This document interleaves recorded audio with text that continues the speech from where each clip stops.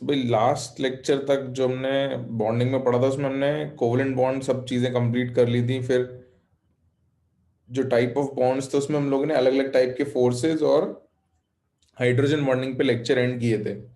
याद है, the last thing that we studied was hydrogen bonding. ये सब हमने हाइड्रोजन बॉन्डिंग खत्म किया था, टाइप्स ऑफ हाइड्रोजन बॉन्डिंग में अलग अलग केसेस यहाँ तक अपन ने कर लिया था। अब हमको जो टॉपिक पढ़ना है दैट इज आयनिक और इलेक्ट्रोवेलेंट बॉन्ड। तो जल्दी से हेडिंग लिख लो, अपन इसको शुरू करते हैं। इसमें कुछ चीजें और पढ़ेंगे, जैसे लैटिस एनर्जी क्या होता है, हाइड्रेशन एनर्जी क्या होता है, ये टर्म्स यहाँ पे आएंगे, है ना। इलेक्ट्रोवेलेंट बॉन्ड कब फेवरेबल होता है, कैसे बनता है, ये सब चीजें हम सीखेंगे। और फजन्स रूल नाम की एक चीज होती है, जैसे covalent character in ionic compounds. जैसे हमने परसेंटेज आयनिक कैरेक्टर निकाला था एक बार पीरियड में, याद है ना, कि कोवेलेंट कंपाउंड्स में डेल्टा ई एन की मदद से हमने परसेंटेज आयनिक कैरेक्टर निकाला था।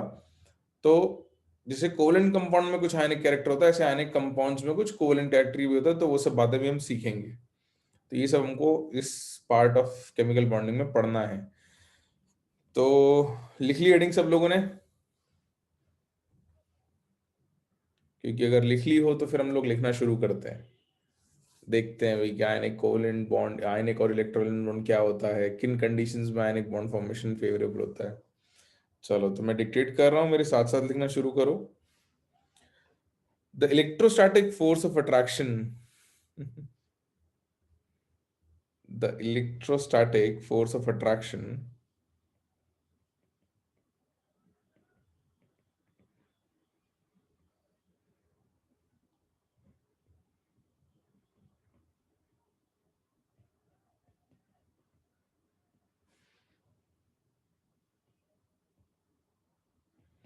that exists between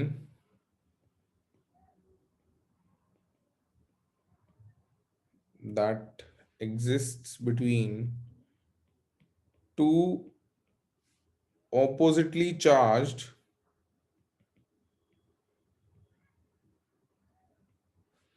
ions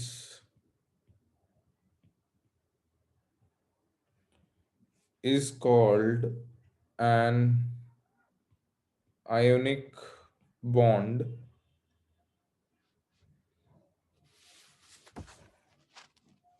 Full stop.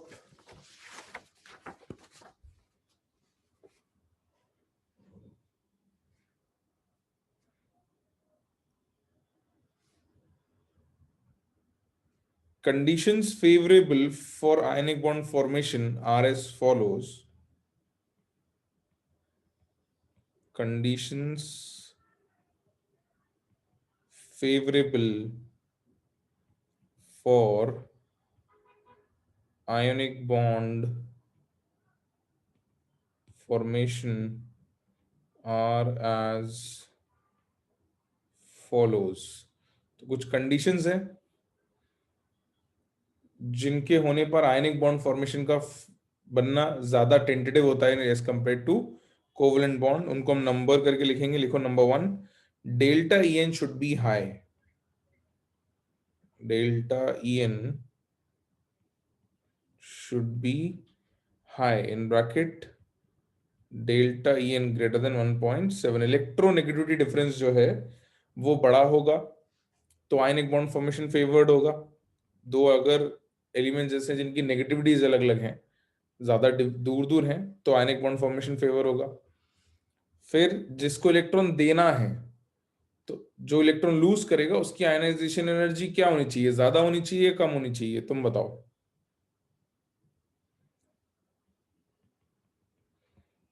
कम होनी चाहिए ना, आसानी से लूज करे इलेक्ट्रॉन तभी वो आसानी से दे देगा। तो ionisation energy of electron donor should be low.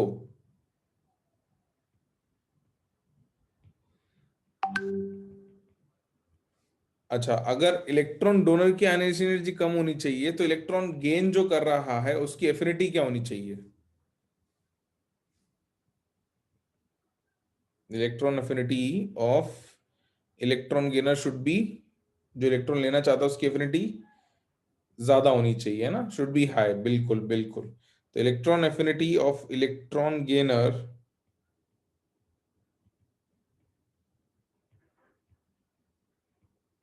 Should be high. फिर फोर्थ, ये टर्म तुमने अभी नहीं पढ़ा है, इसको अपन सीखेंगे। This is known as lattice energy. Lattice energy short में अपन इसको LE से रिप्रेजेंट करेंगे। Lattice energy of the compound should be high, of the compound should be high. And fifth, overall process should be exothermic. Overall process should be exothermic, मतलब किसी compound के बनने में एनर्जी रिलीज हो तो वो फेवर करता है। जरूरी नहीं है हमेशा ही रिलीज हो, बट इट फेवर्स। तो डेल्टा एच सबस्क्रिप्ट में F should be less than zero. Delta H less than zero होता है एक्सोथर्मिक रिएक्शन के लिए। तो ये कुछ कंडीशंस हैं जो अगर हमको मिलती हैं तो probability of forming of ionic bond या chances of forming ionic bond is more as compare to formation of a covalent bond, है ना। एफ इज फॉर फॉर्मेशन बेटा। एफ जो है फॉर्मेशन के लिए, कि भाई फॉर्मेशन की एंथैल्पी जो है वो लेस देन जीरो होनी चाहिए। अब इसमें बहुत सारी एनर्जीज इन्वॉल्व हैं, तो इन एनर्जीज को एक प्रॉपर प्रोसेस में हम लिख सकते हैं। यहां तक लिखा गया सब लोगों ने? लिख लो, जल्दी लिख लो, लिख लो, राइट इट डाउन। तो तब तक मैं बता देता हूँ कि मैं क्या कह रहा हूँ, कि भाई ये बहुत सारी अलग अलग एनर्जीज हैं। तो आयनिक बॉन्ड बनता है या आयनिक कंपाउंड बनता है तो उसके बनने में कई सारी एनर्जीज इन्वॉल्व होती हैं। उन एनर्जीज को हम सिस्टमैटिकली लिख सकते हैं। आगे चल के थर्मोडायनेमिक्स में हम उनमें से कुछ एनर्जीज को कैलकुलेट करना भी सीखेंगे। तो उनको लिखने का एक तरीका है, उस तरीके को हम बॉर नेबर साइकिल कहते हैं। तो अभी अपन लिखते हैं एक एग्जाम्पल के लिए, कि भाई किसी दो एलिमेंट को ले लिया जाए कि नहीं, उनको लेके अगर आयनिक कंपाउंड बनाया जाए तो कौन कौन सी अलग अलग एनर्जीज इन्वॉल्व होंगी और उनको कैसे सिस्टमेटिकली लिखा जाएगा। तो बोर नेबर साइकिल लिखते हैं, उसमें लैटिस एनर्जी आएगी आपकी, है ना। वो अपन समझेंगे कि लैटिस एनर्जी क्या होती है और वो किन किन फैक्टर्स पे डिपेंड करती है। तो ये सब बातें अपने को करनी है।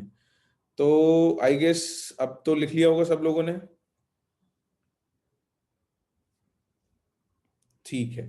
तो नेक्स्ट पैराग्राफ से लिखो, write down. There are various energies associated to different processes in an ionic bond formation.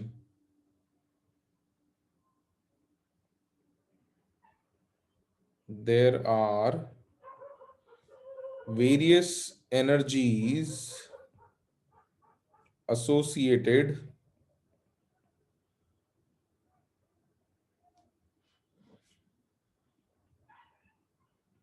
to different processes in an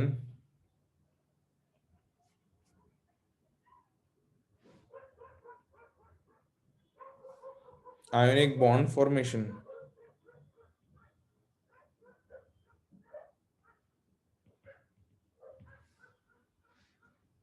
Full stop. Example, अगर हम सोडियम को क्लोरीन के साथ रिएक्ट कराएं और NaCl बनाएं, तो सोडियम सॉलिड स्टेट में होता है, Cl जो गैस होती है Cl2 वो गैसियस स्टेट में होती है। इनका रिएक्शन कराकर हम अगर NaCl बनाएं तो वो सॉलिड स्टेट में बनता है। तो इसके बनने में कई सारी एनर्जीज इन्वॉल्व होती हैं। वो जो एनर्जीज हैं वो हम देखते हैं क्या क्या इन्वॉल्व होती हैं। तो एग्जाम्पल, और उसके बाद अलग अलग स्टेप्स को अपन मार्क कर देते। तो इसमें एक स्टेप सबसे पहला तो ये होगा, is formation of gaseous atoms. तो फॉर्मेशन ऑफ गैसियस एटम्स। तो Na सॉलिड Cl2 गैस से रिएक्ट करके हम NaCl सॉलिड बना रहे हैं।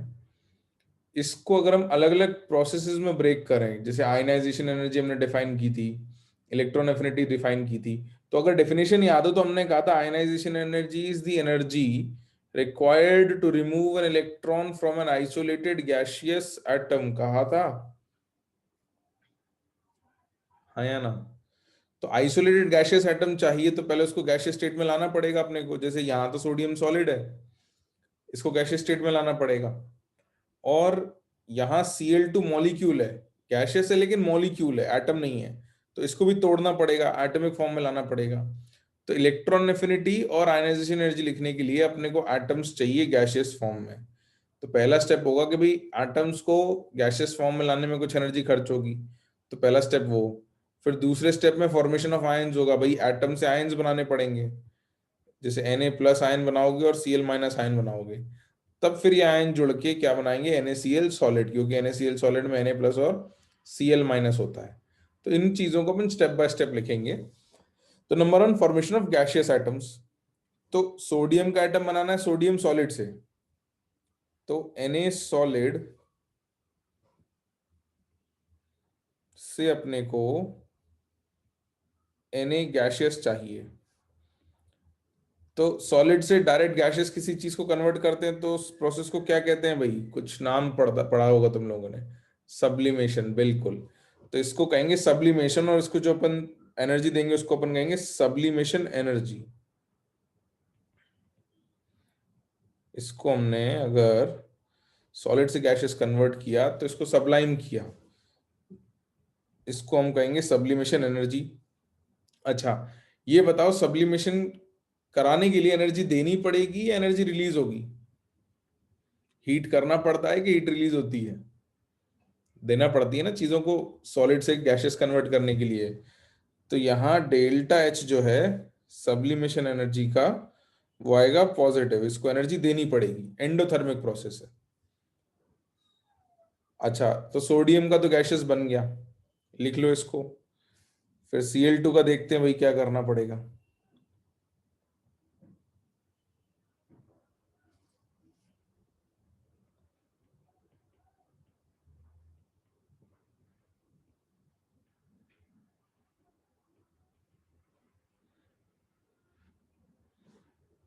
लिखा। अब Cl2 से अपने को 2Cl गैसेस बनाना है, मतलब क्या करना है, Cl2 का क्या बॉन्ड तोड़ना है अपने को, है ना? भाई Cl2 का बॉन्ड तोड़ना है अपने को। तो Cl2 का बॉन्ड तोड़ने के लिए जो एनर्जी देंगे उसको कहेंगे अपन bond dissociation energy. We'll call it as bond dissociation energy, short में हम B.D.E लिखेंगे। अमन बेटा देखो, हम ये नहीं कह रहे हैं कि सोडियम लिक्विड बनता है या नहीं बनता है, हमने कहा कि हम प्रोसेस क्या करा रहे हैं, सॉलिड से गैसियस। वो लिक्विड बनता हो नहीं बनता हो, हम तो ये कह रहे हैं कि अगर सॉलिड से गैसियस तक ले जाना है तो उसको एनर्जी देनी पड़ेगी। कितनी एनर्जी देनी पड़ेगी, सब्लिमेशन एनर्जी। अब वो लिक्विड होके जाए या डायरेक्ट जाए, उससे तो कोई फर्क पड़ता नहीं है, ठीक है? तो यहाँ ये पॉइंट ही नहीं है कि लिक्विड बनता है या नहीं, पॉइंट इज कि तुम्हें एनर्जी कितनी देनी पड़ रही है। तो एनर्जी कितनी देनी पड़ रही है, सब्लिमेशन एनर्जी के इक्वल, बस। अच्छा, मैं ये बोल रहा था कि भाई Cl2 को अगर Cl में कन्वर्ट करेंगे तो जो एनर्जी देंगे उसको हम कहेंगे बॉन्ड डिसोसिएशन एनर्जी। तो ये देनी पड़ेगी ना, रिलीज तो नहीं होगी। मतलब एंडोथर्मिक होगा कि एक्सोथर्मिक होगा, बॉन्ड तोड़ना है तुमको, एनर्जी देनी पड़ेगी कि रिलीज होगी, एंडोथर्मिक, बिल्कुल। तो इसको भी delta H bond dissociation energy is positive. अच्छा, लेकिन Cl अपने को कितने मोल चाहिए, 1 मोल या 2 मोल? 1 मोल है ना, अपने को तो 1 ही मोल चाहिए। और यहां कितना बन रहा है, 2 मोल बन रहा है। तो अपने को 1 मोल चाहिए, तो अपन इस रिएक्शन को हाफ कर देते हैं। Therefore half of Cl2 gases, मतलब आधा मोल Cl2 गैसेस को जो है वो half of bond dissociation energy required होगी आधे मोल के लिए। तो अपने को Cl गैसेस 1 मोल मिल जाएगा, है ना? आधा मोल Cl2 तोड़ेंगे तो उसका डबल, यानी 1 मोल Cl गैसेस अपने को मिल जाएगा, ठीक है? तो ये तो अपने गैसियस एटम बन गया, सोडियम गैसियस एटम बन गया और Cl गैसियस एटम बन गया। अच्छा ठीक है, अब अपने को अल्टीमेटली सोडियम प्लस बनाना है और Cl नेगेटिव बनाना है। तो second step is formation of ions. Second step is formation of ions. तो सोडियम गैशियस से आपको Na प्लस गैशियस बनाना है।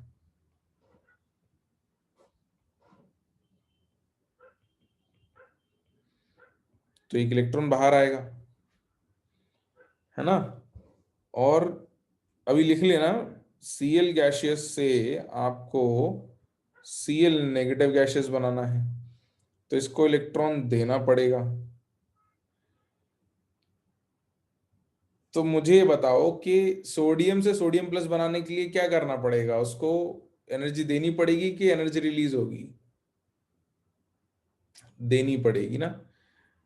सोडियम को कितनी एनर्जी देनी पड़ेगी, किसके बराबर? आयनाइजेशन एनर्जी के बराबर, बिल्कुल। याद है, इलेक्ट्रॉन बाहर निकालने के लिए एनर्जी देनी पड़ती थी, जिस एनर्जी को देते थे उसको आयनाइजेशन एनर्जी कहते थे। तो यहाँ डेल्टा एच आई ई आएगा और ये भी पॉजिटिव होगा, देनी पड़ती है। अच्छा, क्लोरीन इलेक्ट्रॉन लेता है अगर, तो कुछ एनर्जी रिलीज होती है ना। एक्सोथर्मिक होता है, इलेक्ट्रॉन एफिनिटी के बराबर एनर्जी रिलीज होती है या नहीं? तो इसको कह देते हैं हम डेल्टा एच ई जी। याद है, लिखा था हमने पीरियडिक में, और ये वैल्यू नेगेटिव होती थी। लिखा था ना, delta H E G electron gain enthalpy, the energy released which is equal to electron affinity. है ना, याद आ रहा है, पीरियडिक में पढ़ा था अपन लोगों ने। बिल्कुल। तो अपने पास भाई आयंस भी आ गए, लेकिन गैसियस स्टेट में आए, NaCl सॉलिड चाहिए। अल्टीमेटली क्या करना है, इन आयंस को जोड़ के क्या बनाना है?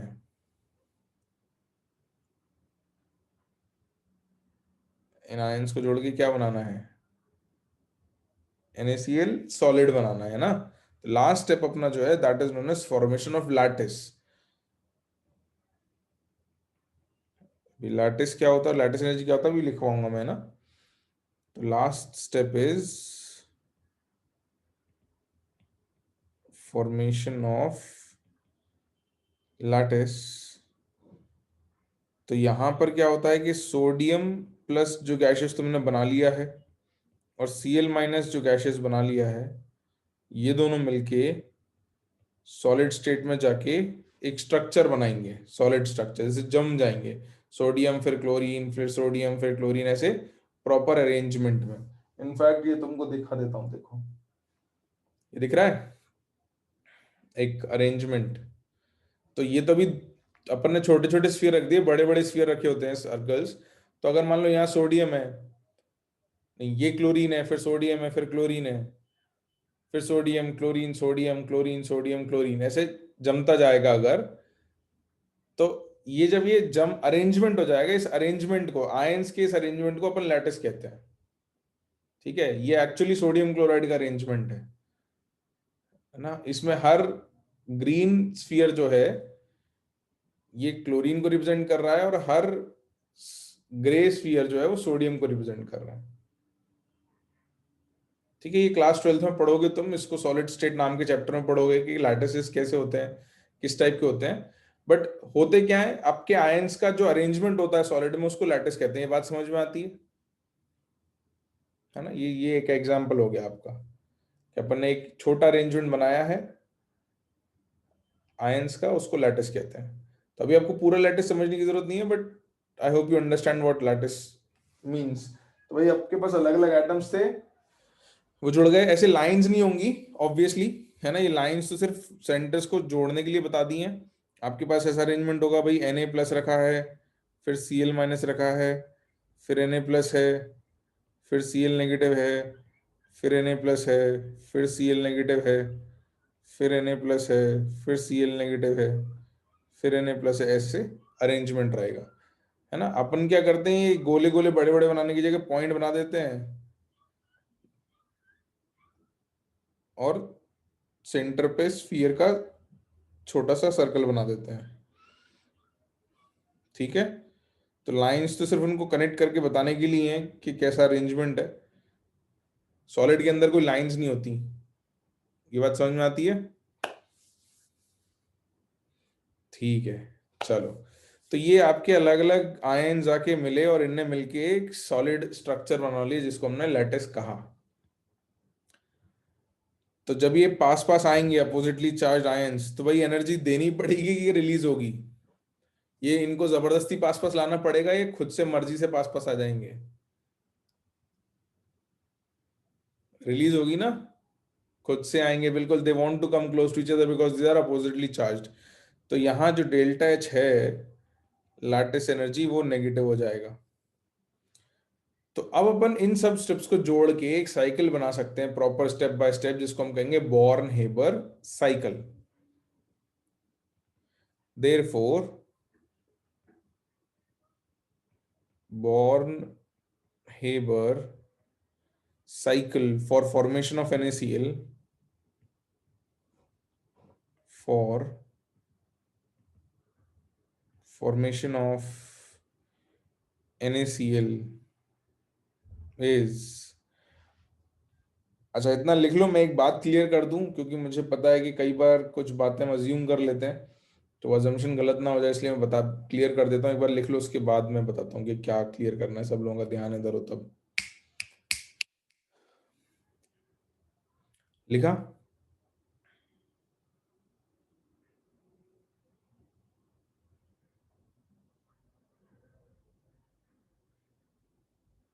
लिखा लिखा? रिप्लाई नहीं आ रहे हैं भाई, एक ही दो ही रिप्लाई हैं। हाँ, अच्छा लिखो लिखो, जल्दी लिखो।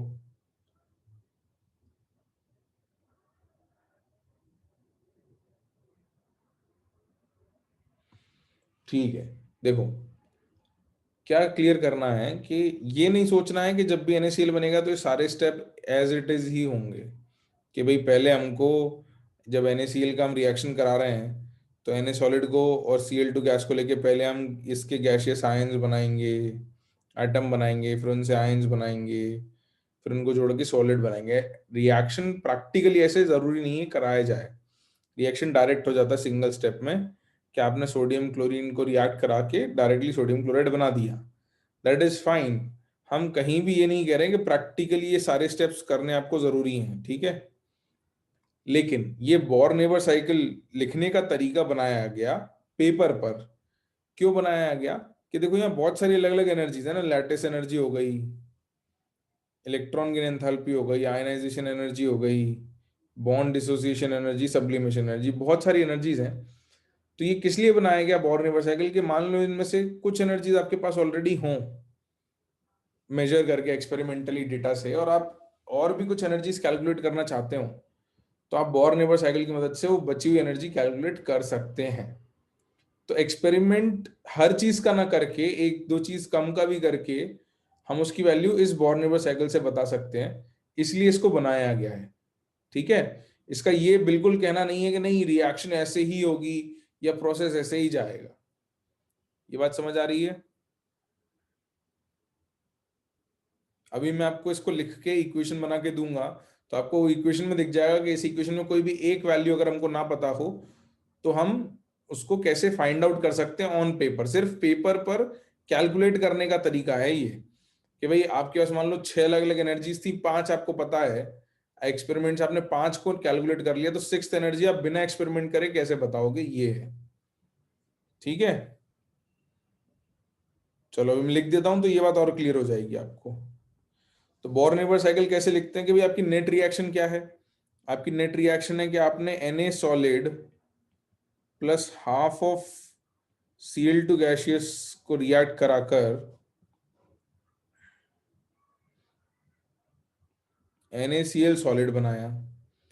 अब इस सिंगल स्टेप ऑफ रिएक्शन का जो डेल्टा एच था, उसको आपने डेल्टा एच एफ कह दिया, ठीक है। सिंगल स्टेप में जो आपने यहां से यहां तक जाने का एक्सपेरिमेंट किया, उसमें जो एनर्जी रिलीज हुई या लगी, उसको आपने डेल्टा एच एफ कह दिया। कि भाई NaCl फॉर्मेशन का एनर्जी जो एक्सचेंज है, उसको डेल्टा एच एफ कह दिया हमने।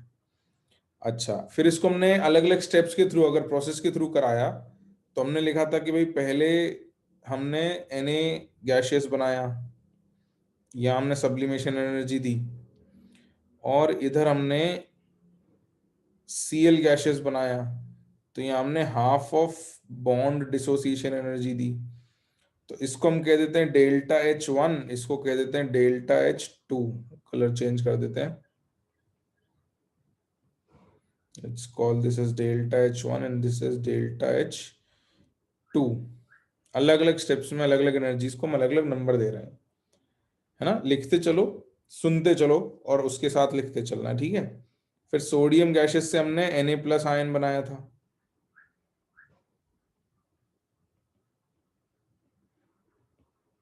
और Cl गैसेस से Cl- आयन बनाया था।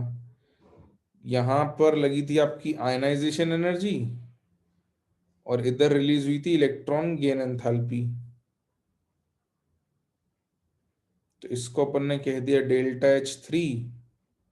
आयनाइजेशन एनर्जी को, और इलेक्ट्रॉन गेन एंथैल्पी में जो एनर्जी रिलीज हुई उसको कह दिया डेल्टा H4। और फाइनली अपन ने इन दोनों को मिलाकर NaCl सॉलिड बनाया था। तो यहां पर जो एनर्जी रिलीज हुई थी वो थी लाटेस्ट एनर्जी, इसको अपन ने कह दिया डेल्टा H5।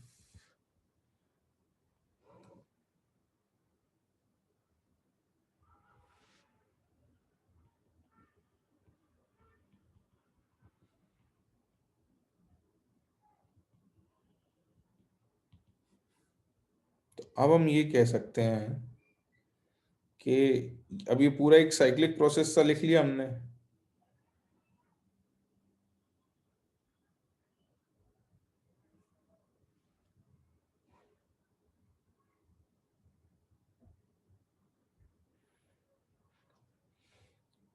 बना लो ये पूरा साइकिल, और बोर्नेबर साइकिल भी इसलिए कहते हैं उसको। लिख लो, once you are done writing तो मुझे बता देना।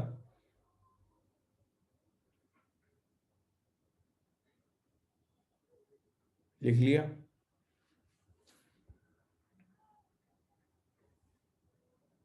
अच्छा, कुछ बच्चों ने लिख लिया, कुछ करेगी। लिखो लिखो, मैं बताता हूँ फिर मतलब क्या है इसका।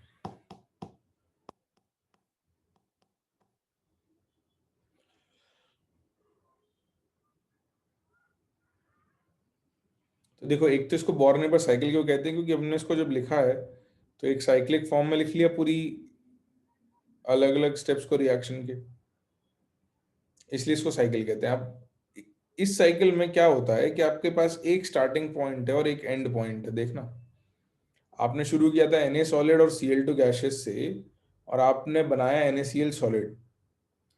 तो अब साइकिल के एक स्टार्टिंग पॉइंट से दूसरे स्टार्टिंग पॉइंट तक, सब लोग सुन रहे हैं ना इधर?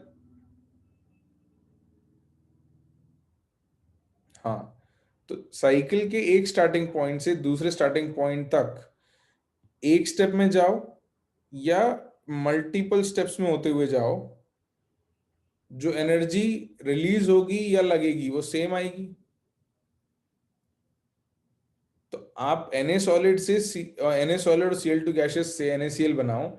अब वो आप एक स्टेप में बना लो, या 4 स्टेप में बना लो, या 10 स्टेप में बना लो, टोटल जो समीशन आएगा वो सेम आएगा। ये अपन थर्मोडायनेमिक्स में भी पढ़ेंगे इस चीज को। इसको कहते हैं हेसिस लॉ, कि भाई आपने प्रोसेस ए से बी बनाया है, अगर इसको ए कह रहे हैं और इसको बी कह रहे हैं, तो प्रोसेस में आप ए से बी जा रहे हो, तो आप एक स्टेप में जाओ या ढेर सारे स्टेप्स में जाओ, जो टोटल एनर्जी है वो दोनों में सेम आएगी। ये हेसिस लॉ है। तो इसकी मदद से हम एक इक्वेशन लिख पाएंगे। क्या लिख पाएंगे कि डेल्टा HF जो है, enthalpy of formation of NaCl जो है, डेल्टा HF डायरेक्ट बनाने का, वो किस किस के इक्वल हो जाएगा समेशन के? Delta H1 plus delta H2 plus delta H3 plus delta H4 plus delta H5। तो अब आपके पास टोटल कितने डेल्टा H लिखे हैं इस इक्वेशन में बच्चों? हाँ, कितने डेल्टा H लिखे हैं दोनों तरफ मिला के? 6। तो क्या इन 6 में से अगर 5 डेल्टा H आपको पता हो, तो सिक्स डेल्टा H की वैल्यू कैलकुलेट कर सकते हैं ना हम इक्वेशन से। हमको सिक्स्थ एक्सपेरिमेंट करने की जरूरत नहीं है। है ना। अगर 5 वैल्यू पता हो तो सिक्स्थ वैल्यू में हम ऑन पेपर कैलकुलेट करके बता देंगे कि भाई आपको 5 की वैल्यू पता है, तो सिक्स्थ इक्वेशन वैल्यू हम इससे बता देते हैं। तो ये बॉर्न नेबर का यूज है कि अलग अलग एंथैल्पीज में से अगर हमको कोई एक नहीं पता है तो हम उसको इसकी मदद से बता सकते हैं। This is the use of born neighbour. उसमें ज्यादातर क्या होता है, लैटिस एनर्जी के लिए इसको यूज किया जाता है, क्योंकि इसको कैलकुलेट करना थोड़ा एक्सपेरिमेंटली मुश्किल होता है। Generally it is used for calculation of lattice energy, क्योंकि इसको कैलकुलेट करना मुश्किल होता है, क्योंकि एक्चुअली में हम गैशियस आयन सेपरेट करके लेते नहीं है, है ना। इसको लिख लो, इसमें मार्क भी कर देते हैं कि भाई हमारे जो पहले 3 डेल्टा एच थे, डेल्टा एच वन से डेल्टा एच थ्री, ये एंडोथर्मिक प्रोसेस थे, ये पॉजिटिव रहेंगे, और डेल्टा एच फोर और डेल्टा एच फाइव नेगेटिव रहेंगे। अब हम इसके बाद डिफाइन कर लेते हैं कि लैटिस एनर्जी क्या होती है, क्या नहीं होती, उसको किन किन फैक्टर्स पर डिपेंड करती है, वो सब बातें।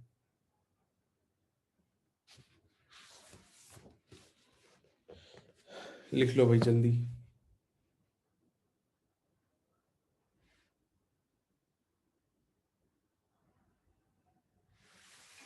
लिख लिया। पॉजिटिव नेगेटिव कैसे किया, ये देखो बेटा जरा, यहाँ लिख लिया था अपन ने पहले ही कि क्या क्या पॉजिटिव है ना, और क्या नेगेटिव है वो भी लिख लिया था, तो बस उसी को लिख दिया अपन ने, है ना। नहीं नहीं, हर्ष बेटा, ये इक्वल होना जरूरी नहीं है कि ये और इनकी वैल्यू इक्वल होना जरूरी नहीं है। ये इक्वल हो गए तो ये वैल्यू जीरो हो जाएगी, है ना। हम ये नहीं कह रहे हैं कि पॉजिटिव और नेगेटिव वैल्यूज बराबर आएंगी, हम बस ये कह रहे हैं कि ये वैल्यूज पॉजिटिव आएंगी, ये वैल्यूज नेगेटिव आएंगी, इनका जो टोटल सम आएगा वो डेल्टा एच एफ के बराबर आ जाएगा। अब अगर ओवरऑल NaCl का फॉर्मेशन में एनर्जी रिलीज हो रही होगी, अगर ये पार्ट नेगेटिव होगा यानी इन दोनों का सम बड़ा है, और अगर ये वाला पार्ट पॉजिटिव आया तो इन तीनों का सम बड़ा है। ये बातें हम कह पाएंगे, वो इस पे देखिए कि भाई ये नेट वैल्यू पॉजिटिव आएगी कि नेगेटिव। बिल्कुल बिल्कुल, ये जो कैलकुलेशंस है ना, ये एक थर्मोडायनेमिक्स में पढ़ेंगे अपन, है ना। यहाँ तो बॉर्नवेबर साइकिल लिखना सीखा है, थर्मोडायनेमिक्स में थर्मोकेमिस्ट्री नाम का एक पार्ट आएगा, तो थर्मोकेमिस्ट्री में हम ये सब एक्चुअली कैलकुलेट करके लिखना सीखेंगे। ओके, अभी तो सिर्फ लैटिस एनर्जी पढ़ना है अपने को ज्यादा, तो कि लैटिस एनर्जी क्या है, किन किन फैक्टर्स पर डिपेंड करती है। लिखा सबने।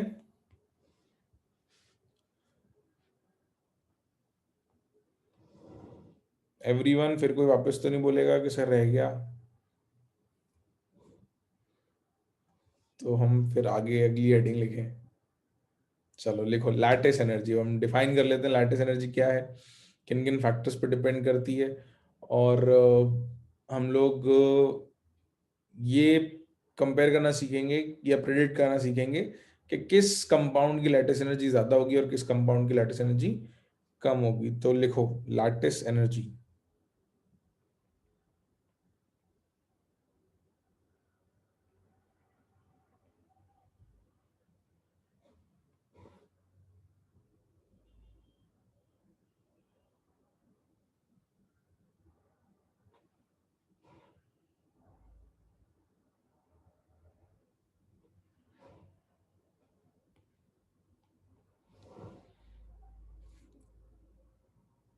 उसमें लिखो, the energy released when 1 mole of crystal lattice is formed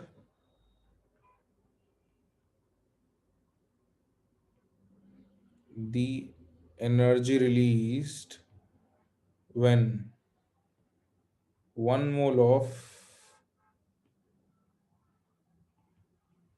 crystal lattice is formed from its corresponding ions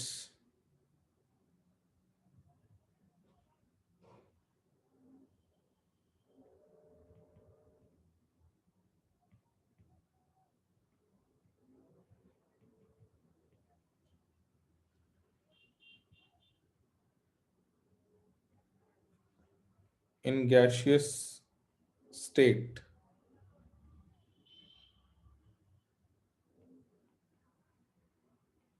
is known as lattice energy. तो एक मोल कंपाउंड बनने पर जो एनर्जी रिलीज होगी उसको लैटिस एनर्जी कह सकते हैं, या फिर और उसको तोड़ें तो भी उतनी एनर्जी लगेगी। भाई एक मोल कंपाउंड को गैसियस आयन से जोड़ के सॉलिड बनाया, तो जो एनर्जी लगी, ये जो एनर्जी रिलीज हुई वो लैटिस एनर्जी थी। अब उसको वापस तोड़ के अगर गैसियस आयंस में कन्वर्ट करना है तो जितनी एनर्जी रिलीज हुई थी उतनी देनी पड़ेगी, हाँ या ना? है ना, एग्जैक्ट उल्टा प्रोसेस कर दिया ना भाई। यहां से यहां जाने पे तो एनर्जी रिलीज हो रही थी, यहां से यहां जाने पे मान लो एक्स एनर्जी रिलीज हुई, तो अगर उल्टा आओगे तो एक्स एब्जॉर्ब होगी, क्योंकि जितनी रिलीज हुई थी उतनी देनी पड़ेगी तोड़ने के लिए वापस, है ना।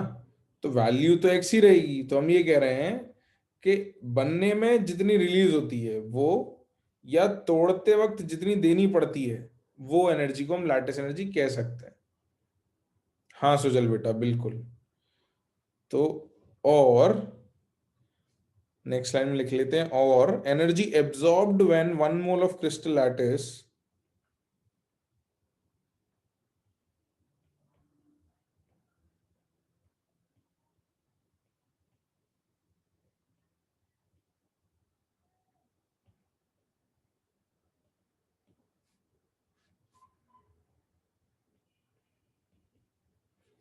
is broken into its constituent ions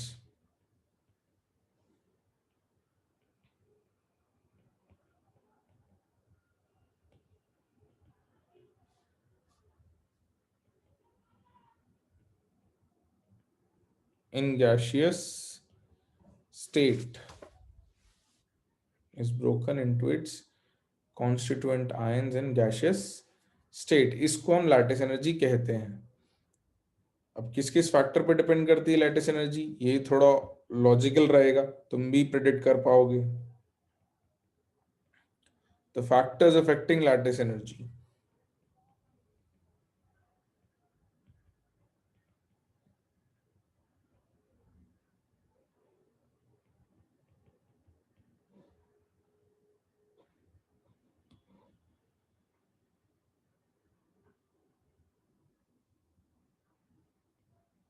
factors affecting lattice energy.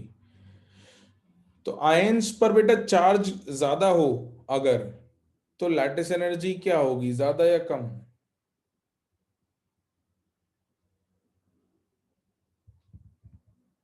ज्यादा होगी। बेसिकली अट्रैक्शन जो भी चीज बढ़ाएगी, anything which increases the attraction between ions, that will increase lattice energy, ऐसा कह सकते हैं अपन। हाँ। तो बेटा लैटिस तभी कहते हैं जब वो सॉलिड होता है ना। लिक्विड का कोई लैटिस नहीं होता ना, लिक्विड में तो मॉलिक्यूल्स एटम्स आयंस इधर उधर मूव करते हैं। तो राम बेटा सॉलिड ही होगा तभी तो लैटिस कहेंगे, वरना लैटिस कहेंगे नहीं। तो मैं ये बात कह रहा था कि भाई जो भी चीज अट्रैक्शन बढ़ाएगी, anything which increases the attraction between ions, उसकी वजह से लैटिस एनर्जी बढ़ने वाली, क्योंकि जितना अट्रैक्शन ज्यादा उतनी लैटिस एनर्जी ज्यादा। तो चार्ज के फैक्टर पर हम क्या बात कह सकते हैं कि lattice energy is directly proportional to magnitude of charges, ऐसा लिख सकते हैं। लिखना मत, अभी मैं उसको और अच्छे से लिखवाऊंगा, बट ऐसा कह सकते हैं ना। हाँ। तो हम उसको लिखेंगे कि lattice energy is directly proportional to product of charges, क्योंकि चार्जेस दोनों मैटर करते हैं, जरूरी नहीं है दोनों बराबर हो। जैसे इस केस में तो 1 और 1 था, बट आपके पास CaCl2 भी तो हो सकता है कि एक का चार्ज 2 और एक का चार्ज 1। तो अपन क्या करेंगे, दोनों के चार्ज को इकट्ठा कंसीडर करना है तो दोनों का प्रोडक्ट ले लेंगे। तो जैसे जैसे चार्ज बढ़ते जाएंगे वैसे वैसे प्रोडक्ट बड़ा होता जाएगा, बड़ा होता जाएगा ना। तो अपन इसको इस तरीके से लिख देंगे कि lattice energy is directly proportional to product of magnitude of charges, जिसको हम ऐसे लिख देते हैं कि lattice energy is proportional to cation का चार्ज और एनायन के चार्ज का मॉड का product of magnitude of charges. और सेकंड बात लिखते हैं अपन, इतना लिखो, फिर मैं तुमसे पूछता हूँ एक और बात, फिर लिखवाता हूँ।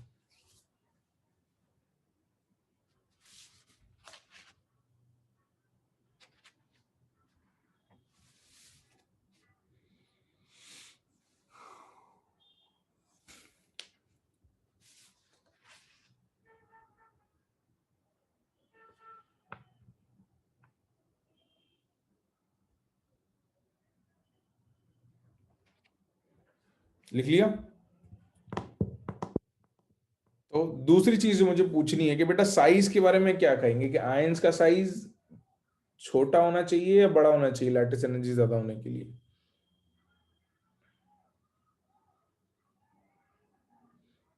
छोटा होना चाहिए साइज, है ना भाई। आयंस जितने छोटे होंगे उतने पास पास आएंगे, जितने पास पास आएंगे उतनी एनर्जी रिलीज ज्यादा होगी।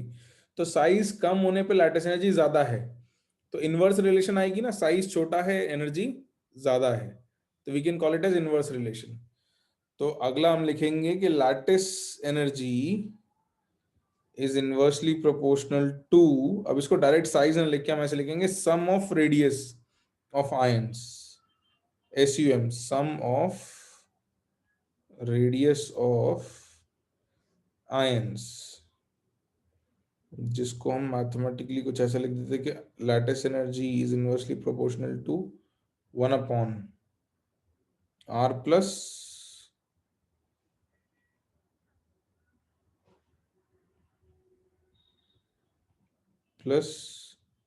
r minus.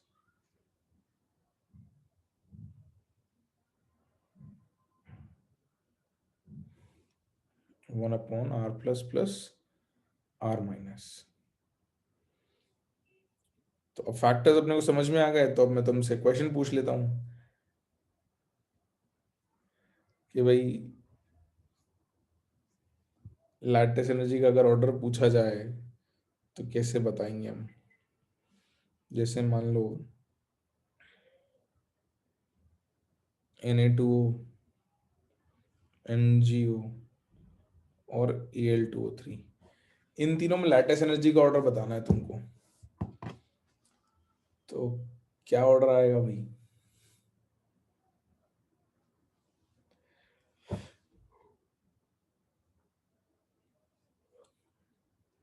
माधा बेटा कैटायंस और एनायंस ही होंगे। एनायंस एनायंस तो अरेंज होते नहीं अकेले, कैटायंस कैटायंस भी अकेले अरेंज नहीं होते। आयनिक सॉलिड तो एक मतलब आयनिक कंपाउंड तो कैटायन और एनायन के बीच में बनेगा ना। तो भाई यहां पर आपके पास ऑर्डर क्या आएगा? वैसे तो आप प्रोडक्ट देख लो भाई, Z प्लस और Z माइनस का मैग्नीट्यूड देखोगे तो ये 1 × 2, ये 2 × 2 और ये 3 × 2 आएगा। तो क्लियर ऑर्डर आ गया अपने पास, इंक्रीजिंग ऑर्डर, कोई दिक्कत ही नहीं है। जितना चार्ज का प्रोडक्ट ज्यादा उतनी लैटिस एनर्जी ज्यादा आएगी, राइट। और भी एग्जांपल देख लेते हैं। KF CAF2 ALF3, यहां क्या ऑर्डर आएगा भाई? इंक्रीजिंग आएगा कि डिक्रीजिंग आएगा?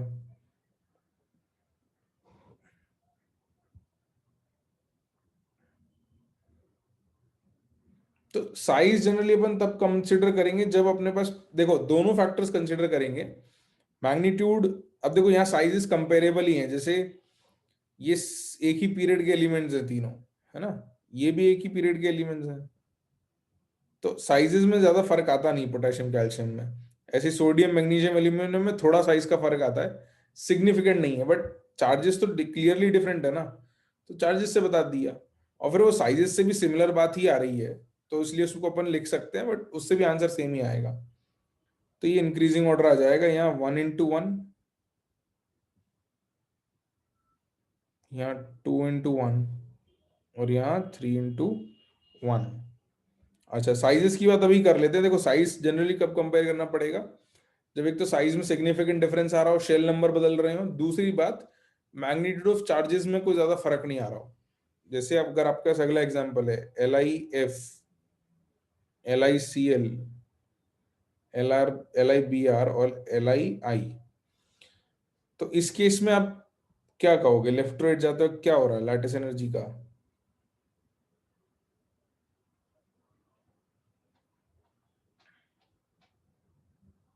कम हो रही है भाई। ये +1 - 1, +1 - 1, +1 - 1 और +1 - तो मैग्नीट्यूड तो सेम है। तो इधर से लेफ्ट राइट जाते वक्त साइज का क्या हो रहा है? बढ़ रहा है ना, एनायन का साइज बड़ा हो रहा है, साइज ऑफ एनायन इंक्रीजेस। मतलब F- छोटा है, Cl- उससे बड़ा है, Br नेगेटिव और I नेगेटिव, इसीलिए लैटिस एनर्जी जो है वो डिक्रीज होगी। इनवर्स चलता है ना साइज का ऑर्डर और लैटिस एनर्जी का, तो लैटिस एनर्जी डिक्रीजेस। बात समझ आ रही है? एक केस और, LIF, NAF। अब इसमें तुम आंसर बताना, या चलो थोड़ा और वेरी कर देते हैं, NaCl कर दो इसको, KBr और RBI। क्या ऑर्डर आएगा इसमें? डायरेक्ट बता देना आंसर।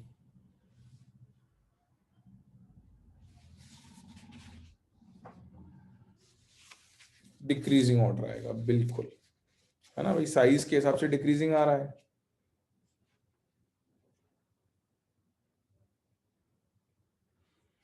ठीक है, कंपेयर करना आया? मैं कुछ को और क्वेश्चंस पूछ लेता हूँ आपसे अभी तक जो कुछ अपन ने पढ़ा उसके ऊपर, but it's not tough, compare करना मुश्किल काम नहीं है ना। मोस्ट ऑफ द केसेस में तो आसान ही रहेगा। ठीक है, चलो तो कुछ क्वेश्चंस और कर लेते हैं, फिर अपन आगे और पढ़ेंगे कुछ बातें प्रॉपर्टीज ऑफ आयनिक कंपाउंड्स वगैरह में, हाइड्रोजन एनर्जी वगैरह में। 2-3 क्वेश्चन करने के बाद लिखो question. Two elements of electronegativities of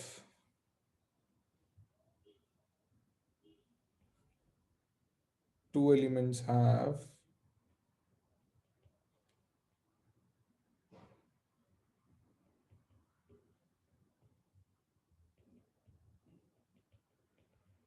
electronegativities of 1.2 and 3.0, comma, the bond formed between them would be,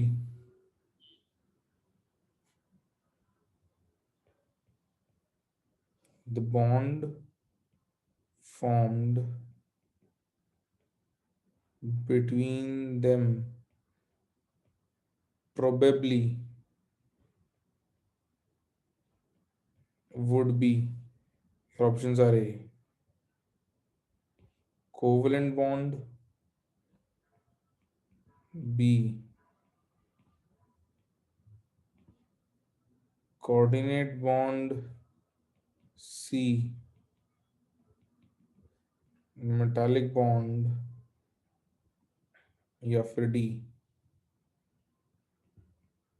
ionic bond।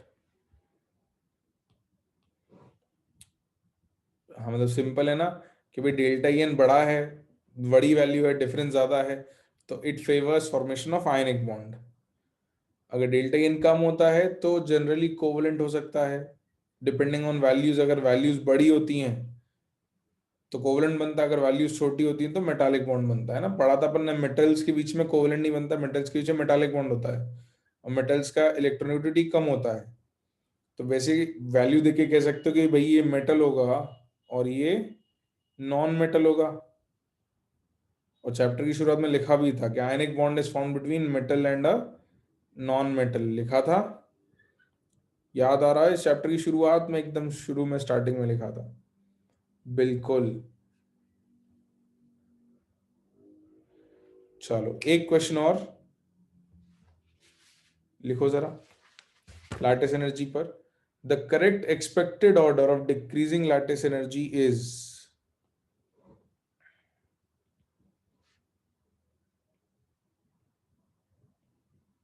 The correct expected order of decreasing lattice energy is, your options are A, mgbr2 greater than cao greater than csi, B, cao greater than mgbr2 greater than csi, C,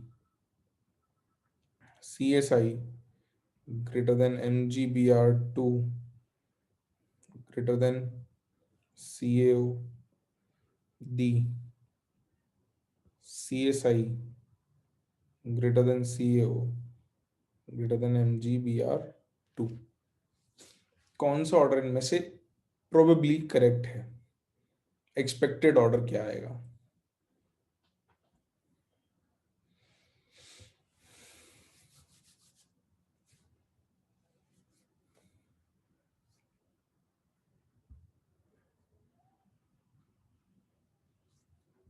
अमन बेटा, ऊपर वाले question में क्या हुआ? Delta E N high है तो क्या आएगा? बस इतना ही तो था, इसमें क्या मुश्किल आई तेरे को? ये क्वेश्चन से तू वहां कहाँ पहुंच गया यार? लोगों के आंसर काफी गड़बड़ आ रहे हैं। अच्छा, डी कैसे आएगा बेटा? डी कैसे आएगा भैया? साइज भी बड़ा है और चार्ज भी कम है ना? चार्जेस का मैग्नीट्यूड देखना जरा। सी ए ओ के लिए 2 into 2 आएगा, M G B R T के लिए 2 into 1 आएगा, और सी एस आई के लिए 1 into 1 आएगा। तो हाईएस्ट एनर्जी किसकी आएगी भाई? सीईओ की आएगी ना।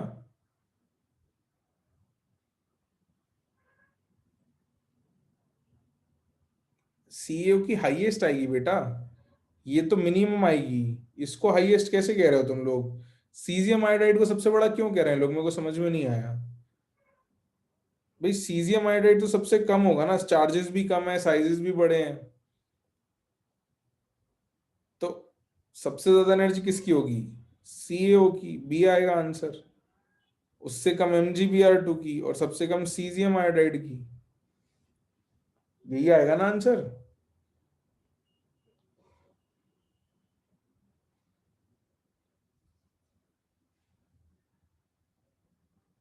मतलब कुछ मिस इंटरप्रेट कर लिया था क्या?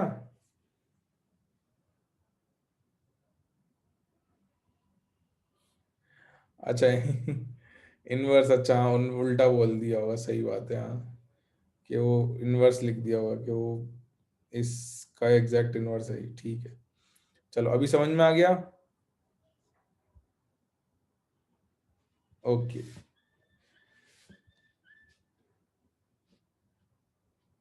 एक और सिंपल सा क्वेश्चन, फिर प्रॉपर्टीज ऑफ आयनिक कंपाउंड्स पे जाते हैं हम लोग। लिखो जरा क्वेश्चन, जल्दी लिखेंगे और जल्दी सॉल्व करेंगे इसको, ठीक है? फिर प्रॉपर्टीज पढ़नी है अपने को, क्योंकि उसमें फिर हाइड्रेशन एनर्जी वगैरह भी आगे आएंगे। तो लिखो, which of the following compound has electrovalent linkage? Which of the following compound has electrovalent linkage? Your options are A, CH3Cl, B,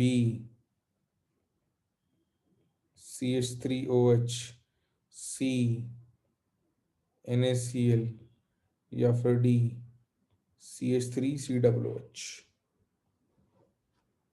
बहुत ही सिंपल सवाल है ये तो, ज्यादा ही सिंपल ऑप्शन दे दिया मेरे को लगता है। NaCl नहीं देना चाहिए था, कुछ और देना चाहिए था मेरे को है ना? NaCl आएगा बस, और तो कोई इसी में नहीं है ना, सब में नॉन मेटल्स ही जुड़े हुए हैं। मेटल्स और नॉन मेटल्स होंगे तो आयनिक बॉन्ड बनेगा। ओके, अगली हेडिंग भाई, प्रॉपर्टीज ऑफ आयनिक कंपाउंड्स। लिखो जल्दी, properties of ionic compounds.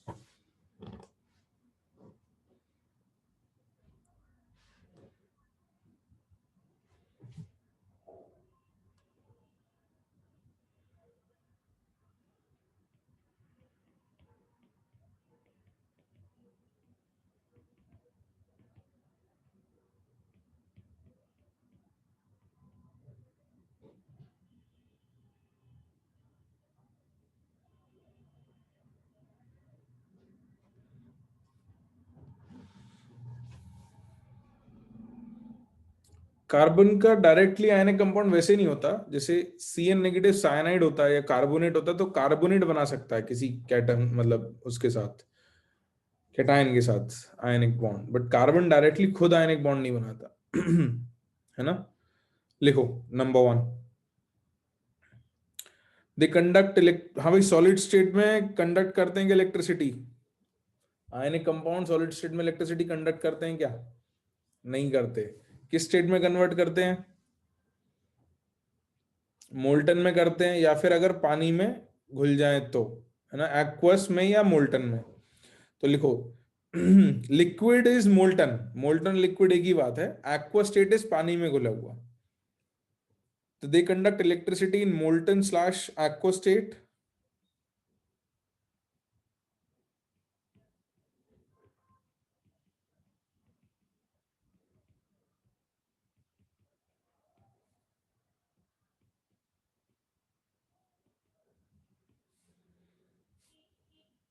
comma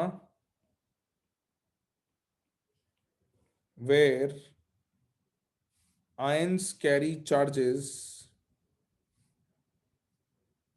where ions carry charges, full stop. In solid state, ionic compounds do not conduct electricity.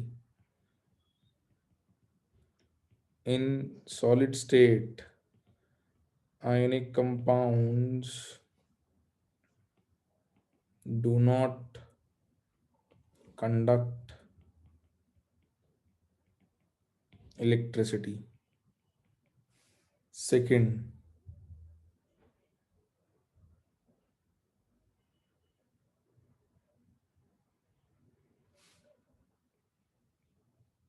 ionic compounds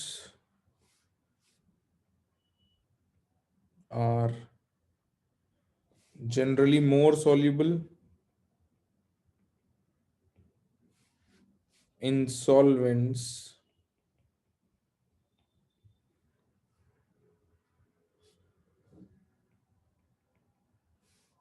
with high dielectric constant, in bracket इस symbol को अपन कहते हैं epsilon.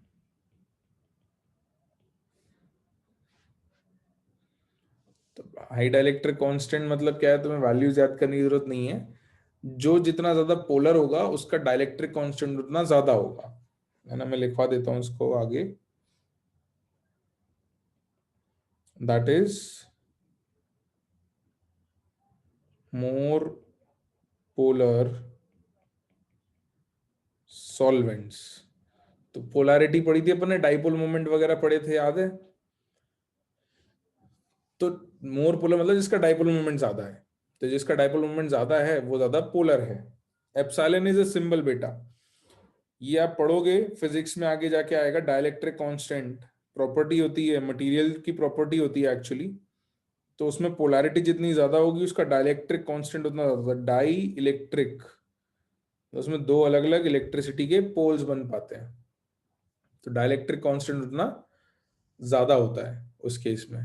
ठीक है, तो this will come in physics, आपको अभी calculate करने की जरूरत नहीं है, बट स्टेटमेंट हम प्रॉपर टेक्निकल लैंग्वेज में लिखते हैं कि भाई आयनिक कंपाउंड उसमें ज्यादा सोल्यूबल है जिसमें डाइलेक्ट्रिक कांस्टेंट ज्यादा है। डाइलेक्ट्रिक कांस्टेंट ज्यादा मतलब जो ज्यादा पोलर है।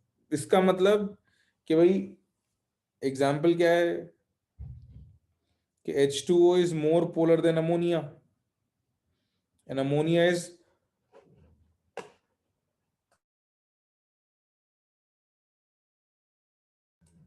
and ammonia is more polar than, we can say, let's say CO2, CH4, कुछ भी ले सकते थे, CH4। तो CH4 मतलब तुम एक काम करो, CH3OH ले लो।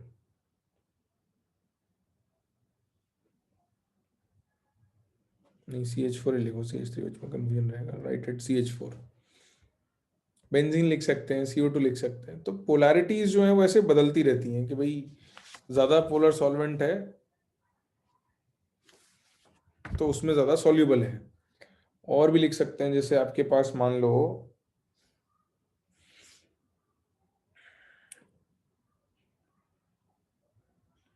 alcohols are more polar than ethers, ऐसे लिख सकते हो आप। इस टाइप की बात है। तो जिनकी पोलैरिटी ज्यादा होगी उनमें सॉल्युबल ज्यादा होंगे। जैसे तुमने देखा होगा कि भाई अच्छा, एक बहुत सिंपल सा एग्जांपल लेते हैं। नमक जो है पानी में घुल जाता है, सॉल्ट को पानी में डालते हो डिजोल्व हो जाता है ना। ऑयल में डिजोल्व होता है क्या? मतलब कभी नमक ऑयल में डिजोल्व होते देखा है क्या? नहीं होता ना, आसानी से नहीं होता। मतलब तुम अब एकदम उबलते हुए तेल में डालो तो बात अलग है ना। तो नहीं, राम बेटा जो पिकल होता है उसमें भी पानी आता है ना। जैसे जो पिकल्स डालते हैं उसमें क्या होता है कि जो तुम्हारा, जैसे मैंगो पिकल है तो mango will lose some water, तो उसमें सॉल्ट डिजोल्व होता है ना। तुम डायरेक्ट ऑयल के अंदर डालोगे ना तो तुमको नमक ज्यादा डिजोल्व होता नहीं दिखेगा। हाँ सुजल बेटा। तो जो ज्यादा पोलर होता है उसमें सॉल्युबिलिटी आयनिक कंपाउंड की ज्यादा आती है। फिर थर्ड पॉइंट लिखो।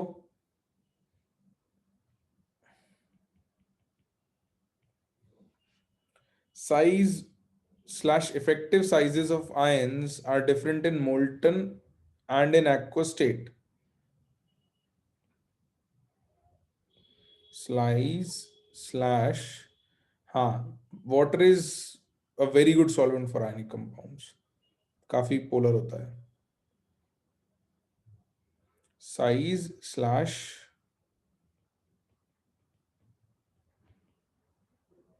effective size of ions are different in molten and aqueous state। इसका मतलब क्या है ये मैं बताता हूं। जैसे मोल्टन स्टेट में अगर बात करें, मोल्टन मतलब पिघले हुए स्टेट में, तो मैं आयंस लिख रहा हूं, तुम मुझे ऑर्डर बताओगे। लिथियम, सोडियम, पोटेशियम, रुबीडियम और सीजियम।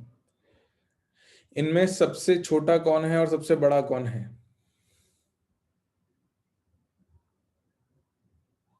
लिथियम छोटा है और सीजियम बड़ा है, बिल्कुल। तो जो एटम्स के आयंस के साइजेस होते हैं वो मोल्टन स्टेट में वही रहते हैं, उनमें कोई फर्क नहीं होता। लेकिन जब एक्वा स्टेट की बात करते हैं, जैसे इन एक्वा स्टेट अगर लिखेंगे अपन, इन एक्वा स्टेट अगर बात करेंगे तो lithium plus aqueous, sodium plus aqueous, potassium plus aqueous, rubidium plus aqueous और सीजियम प्लस एक्वस में साइज का ऑर्डर उल्टा होता है। ये आपका हाइड्रेटेड साइज होता है, hydrated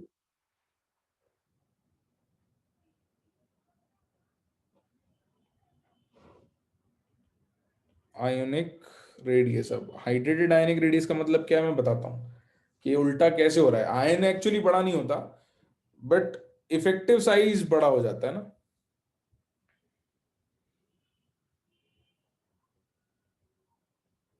effective size increases.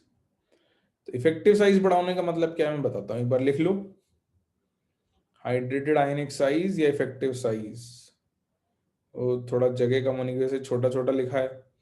I guess समझ में आ जाना चाहिए कि हाइड्रेटेड आयनिक साइज और इफेक्टिव साइज।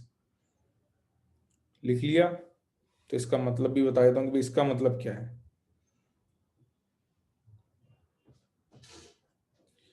हाँ, तो इसका मतलब क्या है बच्चों, देखो आपके पास जैसे लिथियम है, लिथियम अपने आप में छोटा आयन है ना। Lithium is small in itself. जैसे आप बात करो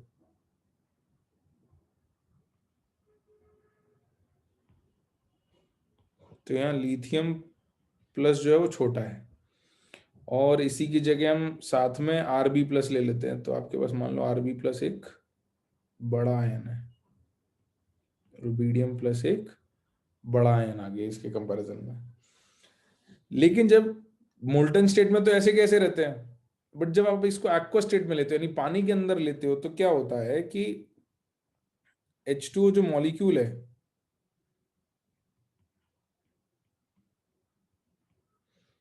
उसका जो नेगेटिव पार्ट है ऑक्सीजन, पार्शियल नेगेटिव, उसका अट्रैक्शन होगा लिथियम के साथ।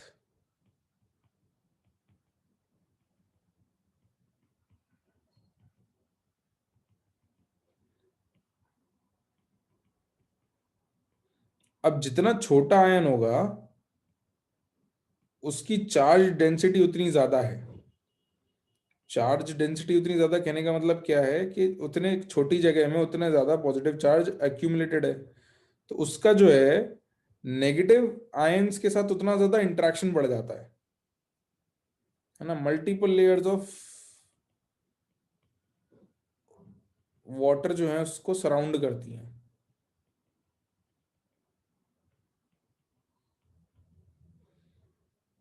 तो आप इसको देखोगे तो ये जैसे पार्शियल नेगेटिव और पार्शियल पॉजिटिव है।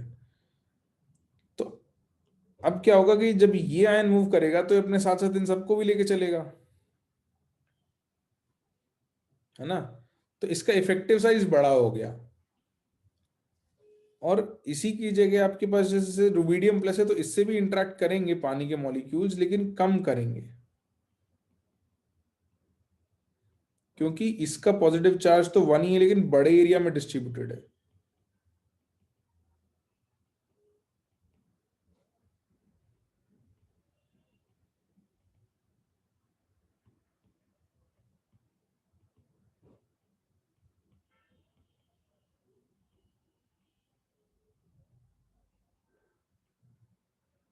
तो जितनी चार्ज डेंसिटी ज्यादा होती है उतना इंटरेक्शन या अट्रैक्शन ज्यादा होता है।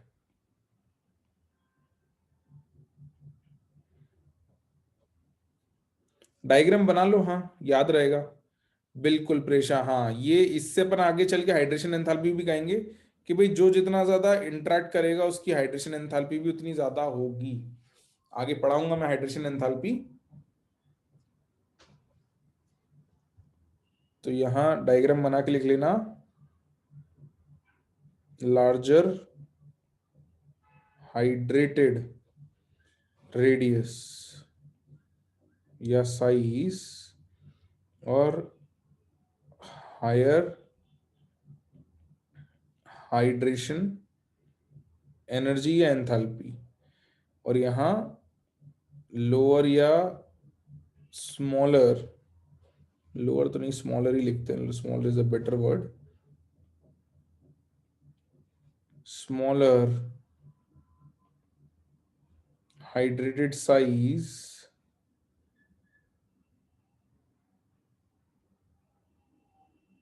एंड लेसर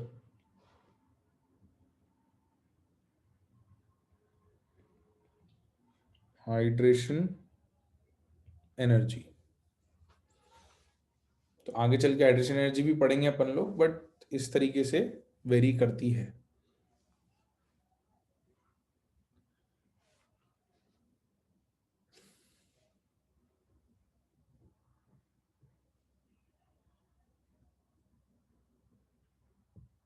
तो ये डायग्राम बना लो।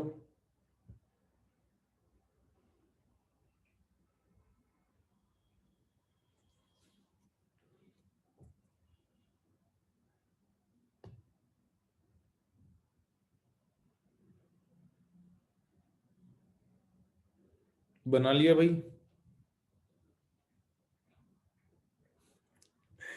अच्छा बना लो बना लो, मैं बस एक स्टेटमेंट लिख देता हूँ, तुम लोग बना लो तब तक डायग्राम।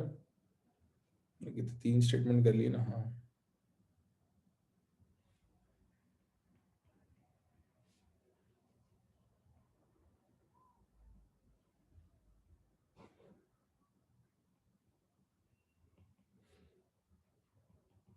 तो इलेक्ट्रिसिटी कंडक्ट करने की जो कैपेसिटी या जितनी स्पीड से इलेक्ट्रिसिटी कंडक्ट कर सकता है उसको कंडक्टेंस कहते हैं। तो वो मैं लिख रहा हूँ कि कंडक्टेंस ऑफ आयनिक कंपाउंड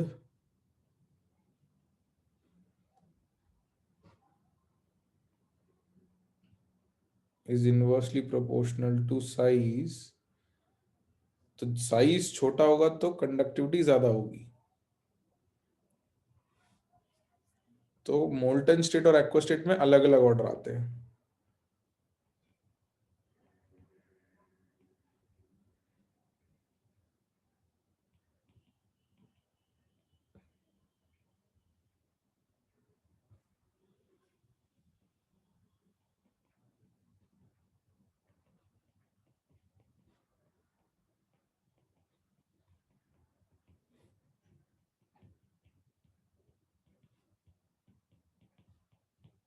तो ये लिख लो।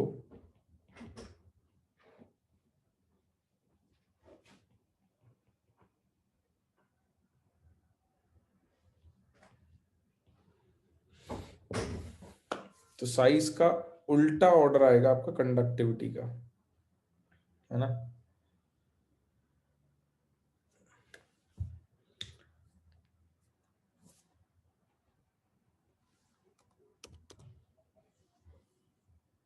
लो बना लो बेटा डायग्राम और स्टेटमेंट लिख लो।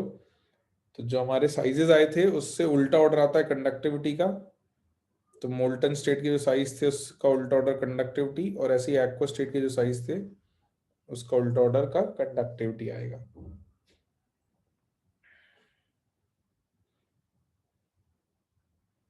ये लिख लो।